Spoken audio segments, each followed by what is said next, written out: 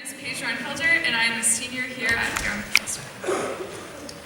Known for his integrity as a politician, Dick Woodbury served 3 terms in the House of Representatives from 2002 to 2006, and 1 term as an independent state senator in the Maine Senate from 2010 to 2014. During his time in office, Mr. Woodbury worked to expand Medicaid eligibility, regulate campaign financing, and reform education and immigration. Mr. Woodbury was also a key proponent of ranked choice voting, currently serving as the chairman on the Committee for Ranked Choice Voting. Outside of politics, he has been working as program administrator and economist at the National Bureau of Economic Research, where he studies the effect aging populations have had on economies since 1989. It is my pleasure to introduce Mr. Dick Woodbury. Some people feel bombarded by candidates and don't really like candidates standing at the polls. Others appreciate the effort and the face-to-face contact. The response from my team was mixed, but most thought it was better for me to be there than not. So I spent the day at the polls, side by side with my opponent, Paula Roberts, and Guy Bigu, who was running for the state senate. Guy was the most gregarious of the 3 of us, so he tended to reach out first to say hello to people as they came up. Paul and I followed suit. We had a wonderful day together. It was cold. People brought us hot coffee and snacks, which we shared. We didn't know each other well, but there was a camaraderie, having each spent hours knocking on doors, showing up together at forums here and there, and now hanging out together as our Dartmouth neighbors filed by. I remember that day fondly. There was a feeling of community, both among the 3 of us as fellow candidates, and from the coming together of our Yarmouth community in the civic act of voting. I came to love standing at the polls on election day for that reason. I served 10 years in the legislature, and I served it as an independent. I didn't realize when I first took office that trying to do politics as an independent was actually a pretty big deal. I think my first hint of that came during freshman orientation. We arrived that morning and were given an agenda, and there was a session on the state budget, and a session on how to introduce a bill, a session on ethics. Then there was a session called Introduction to Constituent Services, and so for that last session, the schedule said that Democrats should go to room 204, Republicans to room 312, Independents room 424, lunch will be provided. So just 2 other independents were elected with me that year. Gary Sukforth, who's a convenience store owner from Union, and Troy Jackson, who's a logger from Fort Kennett. So the 3 of us arrived in room 424 at the scheduled time. Nobody else showed up. There was no introduction to constituent services. I doubt there was lunch provided, but I really don't remember for sure. We were basically left on our own to figure it out. And so began a journey in politics that really did feel like I was inventing it as I went along. I'll come back to my experience in a minute, but let me tangent to Troy Jackson, one of the other independents who was elected with me. Troy decided to join the Democratic Party during that first term and has been a leader in the Democratic Party since then. Just this Wednesday, he was elected president of the Maine Senate, which is second in line to the governor's office. His first act as Senate president was momentous in my view. For the first time, maybe ever, he ordered integrated seating in the Senate chamber. Instead of Democrats on this side of the aisle and Republicans on this side of the aisle, he has everyone seated mixed up and mixed together. This is way bigger than it may seem at first blush.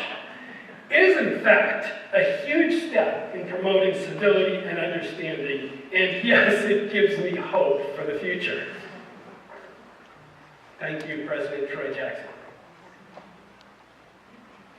It also gives me hope that we elected more women in history to both the Maine legislature and the U.S. Congress.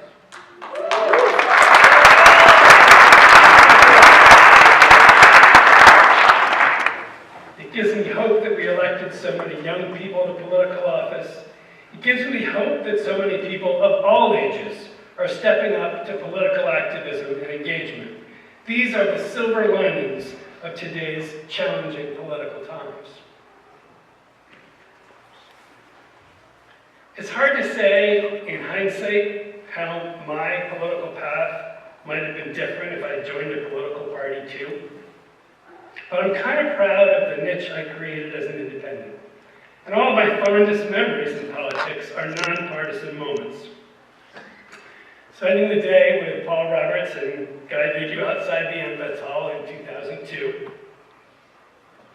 My weekly breakfast with two other freshmen, Republican Steve Bowen and Democrat Ed Susselvick, where we schemed nonpartisan policymaking.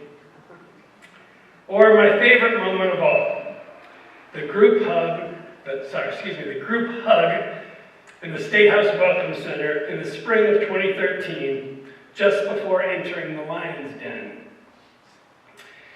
We had scheduled a press conference to announce the Gang of 11 tax reform plan.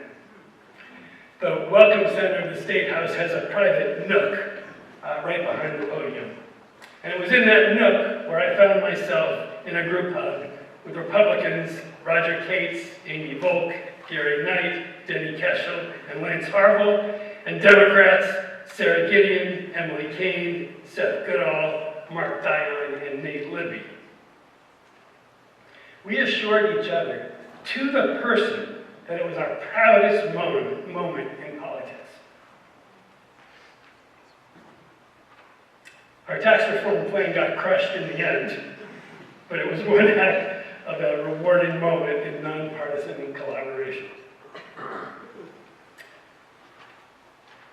What do I hope you take from my talk today? The answer is ripples and dancing. Ripples are what we create through all the people we touch on our life journey. They reverberate infinitely into the future through our children, loved ones, friends, community, careers, volunteer work, every part of our interactions with the world around us. Each of us lives on through the ripples we create in our lives. Dancing is basically ripples with gusto. One of the songs playing on the radio in that first year I ran for the legislature was "I Hope You Dance" by Leanne Womack. It's a little embarrassing to admit, but that song became kind of a motivator for me that year. The key line being, if you get the chance to sit it out or dance, I hope you dance. The idea is to just do it. Dive in, engage. Life is short, so live every day fully. My wife taught me that. In fact, she wrote it into our vows when she married me. Whatever it is you're dreaming about doing, now is as good a time as any. I'll share one other big sit-it-out or dance moment for me, probably the most impactful of my time in politics. It happened in the fall of 2014. I decided not to run for re-election to the state senate, but I was participating in a League of Women Voters working group to flesh out the details of a voting reform called ranked choice voting. I'm sure there are some in this room who think this reform is a good idea, and some who think it's not such a good idea. Set that aside for now, if you would. I want to share my sit-it-out or dance moment. The League of Women Voters had studied and endorsed ranked choice voting a few years earlier, And this working group was formed to flesh out the statutory language needed to implement it. We met monthly for at least a year, and the language to implement ranked choice voting was carefully drafted. So there we were in September 2014, sitting around a conference table with a carefully drafted statutory reform, figuring out what to do with it. Two other things were going on at that time. First, the League was working on a separate citizen referendum, updating Maine's clean election law. And they didn't feel they had enough extra capacity to work on a referendum on ranked choice voting at the same time. Second, as most of you probably remember, there was a heated governor's race between Paul LePage, Mike Michaud, and Elliott Cutler. So there I was, looking at this bitter governor's race, where all anyone seemed to be talking about was Elliott Cutler as a spoiler, and I just couldn't imagine a situation when the benefits of ranked choice voting in multi-candidate races would be clearer to voters. So, life is short. The League isn't ready to lead this right now. Do I sit it out or dance? I went to the Secretary of State's website to see how you do a citizen initiative. And I partnered with Karen McCormick, Diane Russell, and a handful of others, and we just dove in, launched it. And the last 4 years have seen a wave of inspirational determination and resilience from citizen volunteers to enact and then uphold the law like I've never seen before. And we'll see. I'm hopeful that this reform will transform politics for the better, not just for Maine, but ripple forward through the country.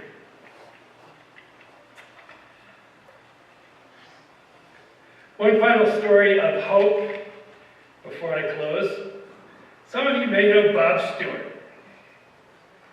From an office over there on Main Street, Bob provides college counseling primarily for high school students and their families. That's his paid job. His volunteer job is visiting schools in economically struggling communities throughout Maine, places where there are few jobs and, for many, lost hope. In these economically struggling communities, Bob tries to convince 4th to 6th graders that they are worthy of college. I shouted Bob a few years ago. The kids gather in the cafeteria, gym, or classroom, and Bob starts his presentation this way. He says, "Don't you let anybody tell you that you can't go to college, that you're not good enough, that you're not smart enough, that you don't have enough money. I'm telling you right now that every one of you can go to college. Let me tell you something about college. At college, you get to learn things that excite you. Not what a teacher tells you to study, but what you want to learn." And then he starts calling on these 4th graders. "What do you like to do?" I like to play video games." "Oh, well, there's an amazing program at the University of Pittsburgh where students design new video games. That place would be perfect for you." "And you, what interests you?" "I want to build houses." "Oh, there's a fantastic architecture program at the University of Carolina. I'll bet you would love going there." Somebody brings up horses, piloting airplanes, nursing, dancing. He has a specific college suggestion for all of them. The students, 4th to 6th graders, are then invited to apply for an aspiration scholarship. The application basically asks these kids to write 2 or 3 paragraphs about what they want to be when they grow up. About half of them get the award, $100 invested in their local bank, and they have an award ceremony, and their parents come. And there is such pride because many of these kids have never won anything before. Bob is creating aspirations, hope, on the ground, one fourth grader at a time, and he is changing lives. Bob inspires me with his ripples on the world. Those are my thoughts. It's nice to be with you in community and in hope. Thank you.